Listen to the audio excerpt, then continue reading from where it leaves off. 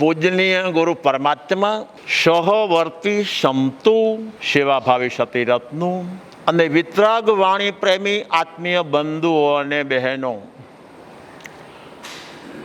પુણ્યપાપ 32 પુણ્યપાપ 32 પુણ્યપાપ 32 કડી number 29 થી 32 શુભથી છે પુણ્ય, અશુભથી પાપ. શુભથી છે પુણ્ય, અશુભથી પાપ. શુદ્ધ સ્વભાવ છે પાપનો બાપ.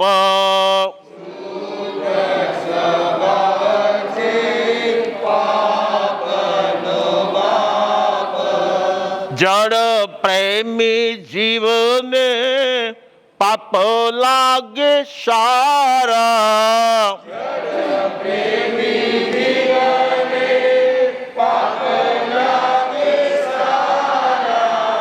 જીવ પ્રેમી જીવ તો પુણ્ય પાપે ન્યારા. જીવ પ્રેમી જીવ પુણ્ય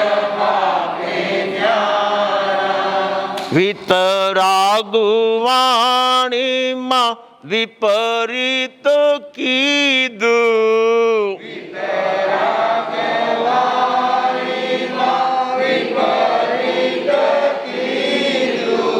બિછામે દુકડમ આજે મેં લીધું.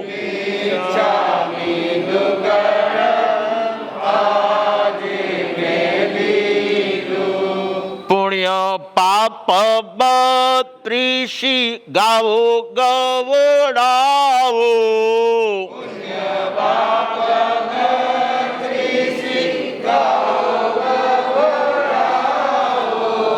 ઉત્તમ ભાવે સદા રામ ગુણ ગાવો.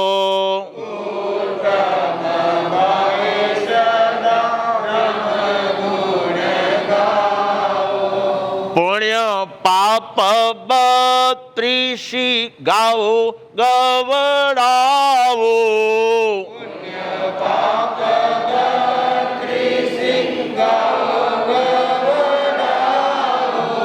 ઉત્તમ ભાવે સદા રામ ગુણ ગાવો.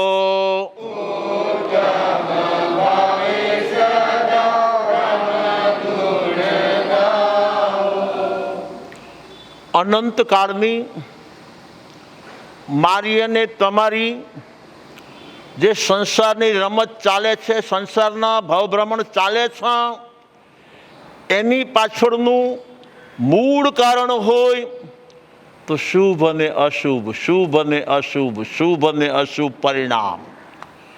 કાં તો આ જીવાત્માને શુભ ભાવ કર્યા છે, કાં તો અશુભ ભાવ કર્યા છે.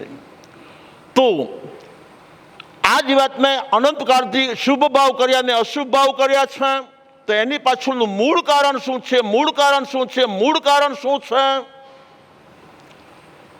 એકનું સુખ અનેકમાં છે. અસલી અભિપ્રાય હોય તો આ અસલી અભિપ્રાય છે. એકનું સુખ અનેકમાં છે, પોતાનું સુખ પરમાં છે, સ્વનું સુખ અંદર નહીં ને બહાર છે, અરૂપીનું સુખ રૂપીમાં છે, સ્વભાવનું સુખ વિભાવમાં છે. આ આપણા અભિપ્રાય છે. જ્યાં સુધી આ અવળા અભિપ્રાય રહેનારા છે ત્યાં સુધી ભવભ્રમણ ચાલુ ને ચાલુ, ચાલુ ને ચાલુ, ચાલુ ને ચાલુ છે. જે જીવાત્માએ નરકમાં જવાનું છે એને પોતાની મિથ્યા માન્યતાના માધ્યમે શુભ કરતા અશુભનું સર્જન વધુ કરવું જરૂરી છે, જરૂરી છે, જરૂરી છે. શુભ કરતા અશુભ સર્જન નરકમાં જવા માટે કરવું જરૂરી છે, જરૂરી છે, જરૂરી છે. જ્યાં સુધી આ જીવાત્મા આયુષ્યના બંધ સમયે અશુભનું સર્જન કરે જ નહીં ત્યાં સુધી કોઈ જીવાત્મા નરકમાં જાય જ નહીં. આગમકારો લખે છે નરકમાં જવા માટે શુભ લેશે નહીં, અશુભ લેશે, અશુભ લેશે, અશુભ લેશે. અશુભ લેશે એટલે અશુભ પરિણામ. તો આ અશુભ પરિણામ કેમ થયા છે, કેમ થયા છે, કેમ થયા છે? આને આમ કર્યું માટે થયા છે, આને આમ કર્યું માટે થયા છે, આને આમ કર્યું માટે થયા છે. આ આપણા પાસે કારણો છે ભાઈ. આપણને અશુભ પરિણામ થયા કેમ? તો કે આને આમ કર્યું માટે આમ થયા છે. આગમકારો કહે છે ઊંડી તપાસ કરો, ઊંડી તપાસ કરો, ઊંડી તપાસ કરો. ઊંડાણમાં જોવામાં આવે છે તો છેલ્લામાં છેલ્લું કારણ હોય તો માત્ર મિથ્યા માન્યતા, મિથ્યા માન્યતા, મિથ્યા માન્યતા. આપણે આગળ બધા શબ્દો કહી ગયા છીએ. જીવનું સુખ જળમાં માને એ મિથ્યા માન્યતા છે. સ્વનું સુખ પરમાં માને એ મિથ્યા માન્યતા છે. એકનું સુખ અનેક આધારે માને એ મિથ્યા માન્યતા છે. એકનું સુખ એકમાં જ હોય અને એક આધારે જ હોય. અન્ય આધારે હોય એ સુખ સુખ ન હોઈ શકે. તો આપણે જોવું હોય તો જોજો. બાળકને વસ્ત્ર મળી જાય તો બાળક સુખી છે, બાળકને વસ્ત્ર ન મળે તો બાળક દુઃખી છે. એના મન માનીતા વસ્ત્રો મળે તો એ સુખી છે, મન માનીતા વસ્ત્રો ન મળે તો દુઃખી છે. મન માનીતા ખાનપાન મળી જાય તો આ જીવાત્મા સુખી છે, અને મન માનીતા આજે ખાનપાન ન મળ્યા તો આ જીવાત્મા દુઃખી દુઃખીના ડાળિયા થઈ જાય છે. એવી રીતે રહેવાનું મન માનીતું મળ્યું તો સુખી, અને રહેવાનું મન માનીતું ન મળ્યું તો દુઃખી. મારી વાત આને માનવી જોઈએ, આ મારી મનની માન્યતા છે. મારી વાત આને માનવી જોઈએ ને સ્વીકારવી જોઈએ, આ મારી માન્યતા છે. એને જો મારી વાત ન માનીને ન સ્વીકારી તો આ જીવાતમાં દુઃખી દુઃખીનો ડાળિયા થઈ જાય છે. આપણું પ્રેક્ટિકલ જીવનનો નકશો જોઈ લેજો.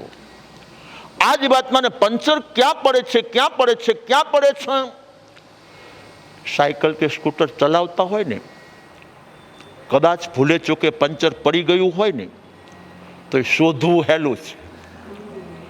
પરંતુ જીવનરૂપી ગાડીની અંદર ક્યારે કઈ જગ્યાએ કયા ક્ષેત્રમાં કયા કારણે પંચર પડે છે એ શોધવું મુશ્કેલ છે, શોધવું મુશ્કેલ છે, શોધવું મુશ્કેલ છે.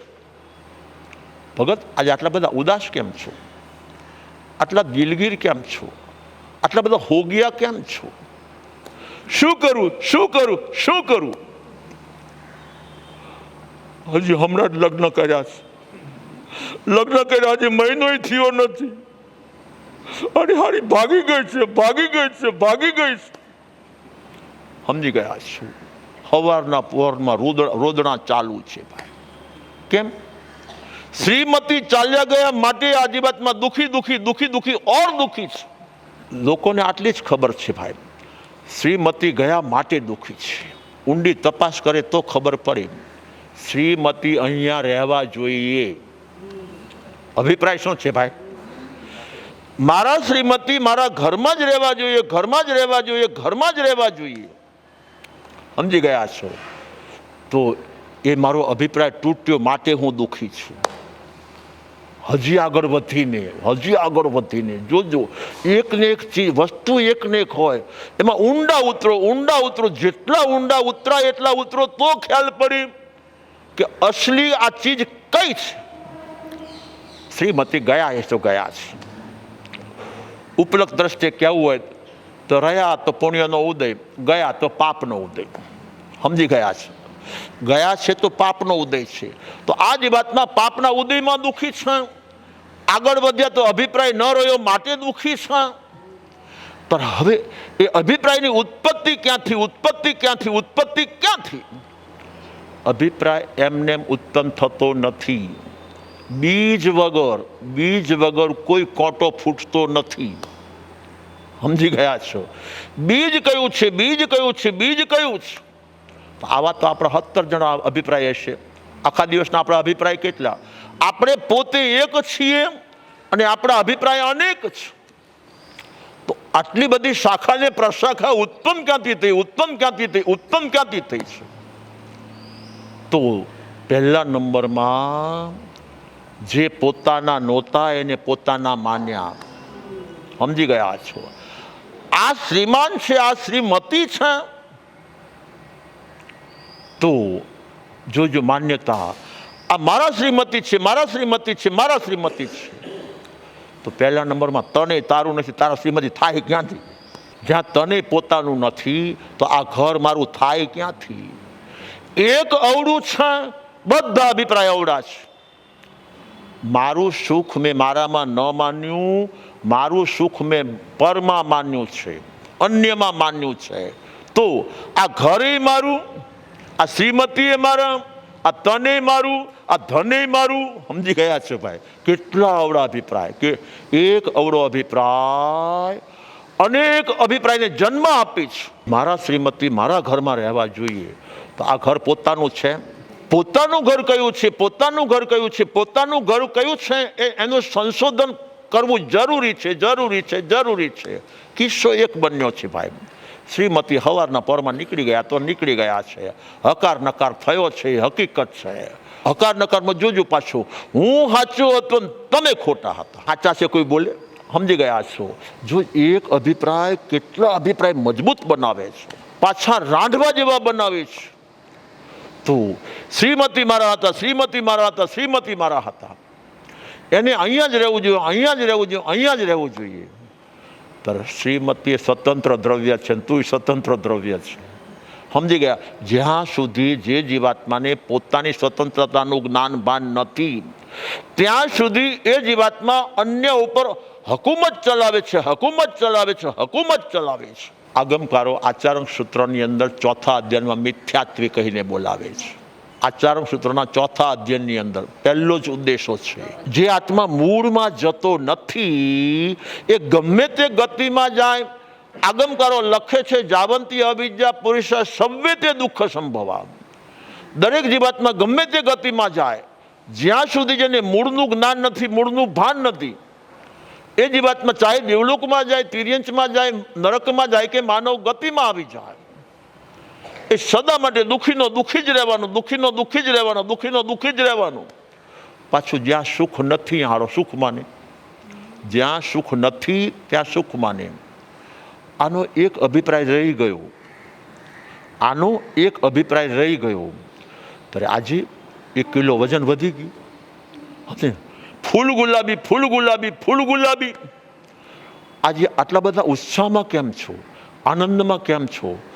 અને પોતાના જે અભિપ્રાય હોય છે એ પોતાને મનગમતા જ હોય છે. પોતાના જે અભિપ્રાયો હોય, અભિપ્રાય નાના હોય કે અભિપ્રાય મોટા હોય, અભિપ્રાય એક હોય, અભિપ્રાય અનેક હોય, એ પોતાને ગમતા જ હોય છે, ગમતા જ હોય છે, ગમતા જ હોય છે. આગમકારો લખે છે, પિયમ ન વિજયી કિંચી અપ્યંપી ન વિજયી. આગમકારો કહે છે સુખી થવું છે, તો જે જીવાત્માએ સુખી થવું છે એને આ મને ગમે છે ને આ મને ગમતું નથી, એ હિસાબ એના પાસે હોવો જ ન જોઈએ. આ મને અનુકૂળ છે ને આ મને પ્રતિકૂળ છે, એ હિસાબથી જ્ઞાની જીવાત્મા પર હોય છે, પર હોય છે, પર હોય છે. જ્ઞાની જીવાત્માના જીવનની અંદર ઊંચું બને કે નીચું બને, હવળું બને કે અવળું બને, પરંતુ સુખ એને છોડી શકતું નથી અને એ પણ સુખથી મુક્ત થઈ શકતો નથી. એની પાછળનું મૂળ કારણ કે બહારમાં જે કંઈ બને છે એ ચેતન તત્વના સ્વભાવમાં છે જ નહીં.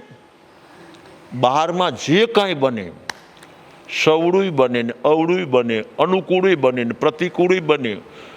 ઠંડી બહુ જ અનુકૂળ છે, જોજો ઠંડી બહુ જ અનુકૂળ છે. તો આજે ભગત ફૂલ ગુલાબી. સમજી ગયા? ગરમી ઘણી પડે છે, ઘણી પડે છે, ઘણી પડે છે, આટલો બધો તાપ, ઓહો બાપલિયા, કોઈ હિસાબે સહન થાય એવું નથી. તો ગઈકાલે જે ફૂલ ગુલાબી હતો આજે 100% કર્મે ગયેલો છે. શું કામ? એની પાછળનું મૂળ કારણ ગઈકાલે જે સુખ હતું એના અભિપ્રાયનું સુખ હતું.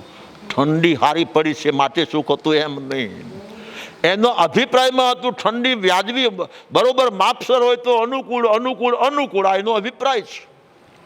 ત્યારે ગરમી ન પડવી જોઈએ, ન પડવી જોઈએ, ન પડવી જોઈએ, આ એનો અભિપ્રાય છે. અને કુદરતી ગરમી જોરદાર પડી છે. તો અભિપ્રાય તૂટે છે તો વ્યક્તિ વછૂટે છે, અને અભિપ્રાય રહે છે તો વ્યક્તિ આનંદ વિભોર હોય છે. તો આગમકારો લખે છે એ આનંદ એ બહારનો છે અને વછૂટા છે એ બહારનો છે. એકમાં કસાયની મંદતા છે ને બીજામાં કસાયની તીવ્રતા છે. આટલું જ છે, બીજું કાંઈ જ નથી.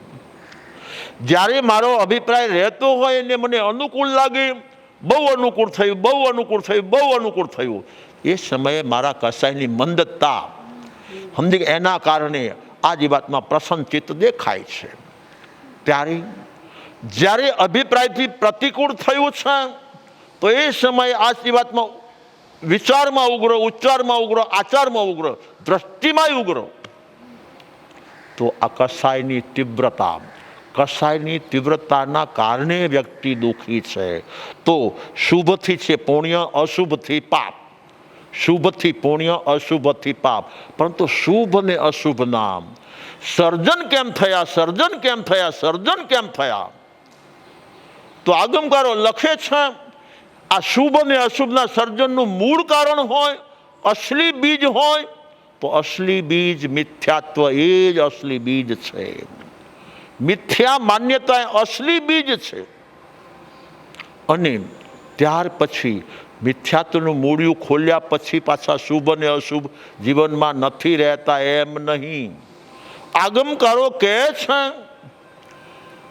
કે ગમે તેવું તમે તોતિંગ વૃક્ષ ખોલી નાખ્યું હોય, તોતિંગ વૃક્ષો ખોલી નાખ્યું છે, મૂળમાંથી ખોલી નાખ્યું છે અને ભડાક દઈને આમ હેઠું પડ્યું છે, તો એ લીલુંછમ નથી રહેતું એમ નહીં. એ લીલુંછમ નથી રહેતું એમ નહીં. એ લીલુંછમ આજે જોવા મળે છે, કાલે જોવા મળે છે, પરમદીએ જોવા મળે છે, પહેલે દીએ જોવા મળે છે, 15 દી જોવા મળે, મહિના સુધી જોવા મળે છે. સમજી ગયા છો? તો આગમકારો લખે છે કે જે જીવાત્મા મિથ્યાત્વના મૂળિયાને ખોલી નાખી છે તો અનંતકાળનું સંસારનું તોતિંગ મોટું વૃક્ષ છે. કેટલા ભવો કર્યા, અનંત ભવો કર્યા, જબરદસ્ત તોતિંગ વૃક્ષ બન્યું છે. મિથ્યાત્વનું મૂળિયું જેને ગુરુ કૃપાએ ખોલી નાખ્યું છે એનું સંસારનું વૃક્ષ ધડાક દઈને પડી ગયું છે. હવે એકવાર મૂળમાંથી ખુલી ગયું પછી અહીંયા બીજા કોઈ કોટા ફૂટે? એટલે આગમકારો કહે છે મિથ્યાત્વ ગયા પછી ભવનો અભાવ થાય, ભવની વૃદ્ધિ ન થાય. ભવની વૃદ્ધિ ન થાય મિથ્યાત્વ ગયા પછી. શું કામ? મૂળિયું ખુલી ગયું છે. જે ઝાડનું મૂળિયું ખુલી ગયું છે તો ઝાડ હજી લીલુંછમ 100% દેખાશે. હવે અહીંયા નવું ઝાડ થાય ખરું? નથી થતું. તો એવી રીતે આખા સંસારનું મૂળિયું હોય તો મિથ્યા માન્યતા, મિથ્યા માન્યતા, મિથ્યા માન્યતા એ આખા સંસારનું મૂળિયું છે. તો સંસાર પાછો 2 પ્રકારનો છે. એક પ્રકારનો નથી. શુભ પણ સંસાર છે, અશુભ પણ સંસાર છે. લીલોછમ પણ સંસાર છે, સૂકો પણ સંસાર છે. કહેવાતા ઉપલક્ષ્યું સુખવાળો પણ સંસાર છે અને અંદરના દુઃખવાળો પણ સંસાર છે. બસ આગમકારો લખી સંસારી જીવાતમાં માની નહીં કે સંસારમાં દોમ સાહેબી, દોમ સાહેબ, ગુરુદેવ આપની કૃપાથી બધું અનુકૂળ છે. એમ પાછા બોલે બધું અનુકૂળ છે. તો એ અનુકૂળતામાં સુખ માને છે તો એ સુખ પુણ્યના ઉદયના ઘરનું છે, સ્વભાવના ઘરનું નહીં. સ્વભાવના ઘરનું સુખ કોને મળે? કે જે જીવાતમાં સંતનો સેવક છે, અનુભવી સંતનો સેવક છે. પાછો સામાન્ય કક્ષાનો કહેવાતો સેવક નહીં. કહેવાતા તો સેવકો અનેક હોય છે, પરંતુ આત્માના પ્રદેશે જેને ગુરુનું સ્થાપન કરેલું છે. યાદ કરી લ્યો, ઇન્દ્રભૂતિ જ્યારે આવ્યા અને પહેલું જ ડગલું પરમાત્મા મહાવીર સ્વામી પ્રત્યે જ્યાં પહેલી દ્રષ્ટિ ગઈ છે એ જ સમયે સર્વ આત્મ પ્રદેશે, સમજી ગયા, એ જ સમયે સર્વ આત્મ પ્રદેશે. હવે આ તન એ મારું નહીં, મને મારું નહીં. 4 વેદનો મારો અભ્યાસ છે, મગજના ખાનામાં ભરેલો છે, એ પણ મારો નહીં. અપીલ દલીલ ઘણી આવડે છે, એ પણ મારી નહીં. શું કામ? સર્વ આત્મ પ્રદેશે સમર્પણ છે. કોણ કરી શકે? કોણ કરી શકે? કોણ કરી શકે? જે જીવાત્મા સંસાર અવસ્થાની અંદર મા બાપના હાથ નીચે રહ્યો હોય, જે આત્મા સંસાર અવસ્થામાં મા બાપના હાથમાં રહેલો હોય અને એ જીવાત્મા આગળ વધતા જેટલું શિક્ષણ લીધું છે, જોજો સંસ્કાર સંસ્કાર જ રહેશે. સંસ્કાર કોઈની કુસંસ્કાર થતું નથી. સંસ્કાર સંસ્કાર જ રહેશે. તો મા બાપના હાથ નીચે આ સંતાન મા બાપના હાથ નીચે રહ્યો છે, હાથ નીચે રહ્યો છે, હાથ નીચે રહ્યો છે. તો આવતીકાલે એ 5-7 વર્ષનો થશે, 10 વર્ષનો થશે, 12 વર્ષનો થશે, સમજણો થશે, ત્યારે શિક્ષકના હાથ નીચે રહેવાનો રહેવાનો રહેવાનો છે. શિક્ષકના હાથ નીચે રહ્યો છે તો તાલુકા સ્કૂલમાં, મિડલ સ્કૂલમાં અને હાઈસ્કૂલ સુધી એ શિક્ષકના હાથ નીચે રહેવાનો છે. પરંતુ આવતીકાલે કોલેજમાં ગયો છે તો પણ દરેક પ્રોફેસરના હાથમાં રહેવાનો, હાથમાં રહેવાનો, હાથમાં રહેવાનો. એકાદો જીવ મળતો હોય તો લાવજો. સમજી ગયા છો ભાઈ? તો જે જીવાત્મા લૌકિક શિક્ષણની અંદર પણ શિક્ષકના હાથમાં રહે છે, એ લોકોત્તર ક્ષેત્રમાં આવે છે તો 100% સદગુરુના હાથમાં 100% રહે છે, 100% રહે છે, 100% રહે છે. પરંતુ આજનું સંતાન જો મા બાપના હાથમાં પણ નથી તો શિક્ષકને પૂછવાની વાત જ ક્યાં છે? અને શિક્ષકનું પૂછવાનું જ નથી તો પ્રોફેસર સુધી તો પહોંચવાનો છે જ નહીં. અને પ્રોફેસર સુધી ન પહોંચેલો હોય એ સદગુરુદેવ સુધી પહોંચવાનો છે. તો ટૂંકું ને ટચ, સહેલું ને શોર્ટ, મિસ્ટેક ક્યાં છે? મિસ્ટેક ક્યાં છે? મિસ્ટેક ક્યાં છે? તો અનંતકાળથી આપણા જે શુભ અને અશુભ પરિણામ જે ચાલ્યા આવે છે એની પાછળનું મૂળ કારણ છે કે આ જીવાત્માએ આજ સુધી પહેલા નંબરની અંદર કહેવું હોય તો કહી શકાય કે શુદ્ધની તમન્ના જાગી નથી, શુદ્ધની લગ્ની લાગી નથી. આપણે આગલી કડીઓમાં કહી ગયા છીએ. જો આગલી કડી હતી, હિંસા, ચોરી, જૂઠ ને વ્યભિચાર પાપ. હિંસા, ચોરી, જૂઠ ને વ્યભિચાર પાપ. પાપી આ પરિગ્રહ પાપનો છે બાપ.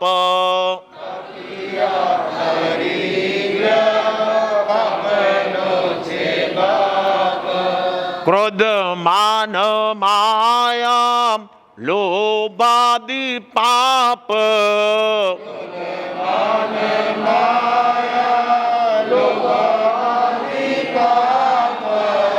18મું પાપ પાપનો છે બાપ.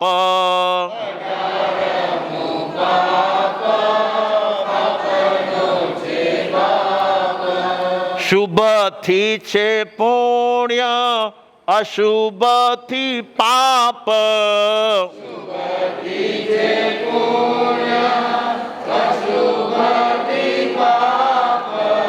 શુદ્ધ સ્વભાવ છે પાપનો બાપ.